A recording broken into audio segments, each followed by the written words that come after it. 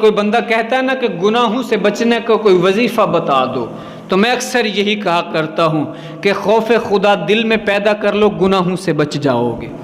یعنی جب جھوٹ بولنے لگیں گے تو ذہن میں فوراً آئے گا یار میں جھوٹ بول رہا ہوں، کسی اور کو تو پتہ نہیں چلے گا، میرا رب تو جانتا ہے نا۔ جب چوری کے لیے ہاتھ بڑھنے لگے گا تو ذہن میں ہوگا یار کوئی نہیں دیکھ رہا۔ تو جب خوف خدا دل میں ہوگا بندہ کہے گا یار کوئی اور نہیں دیکھ رہا، میرا رب تو دیکھ رہا ہے۔ کل بروز حشر میں رب کو کون سا منہ دکھاؤں گا، کیا جواب دوں گا رب کو؟ جب دکانداری کے اڈے پہ بیٹھ کے بندہ کسی کو 5 کی چیز 20 میں بیچنے لگتا ہے، خوف خدا دل میں ہو تو ذہن میں فوراً آئے گا یار اس بیچارے ان پڑھ آدمی کو، اس دیہاتی کو تو پتہ نہیں ہے کہ یہ سونے کی جو ہے انگوٹھی کتنے کی ہے، مگر میرا رب تو جانتا ہے نا۔ یہ ساری چیزیں جب اس کے ذہن میں ہوں گی، خوف خدا اس سے برائی سے ہٹا لے گا، نیکی کی راہ پہ لگا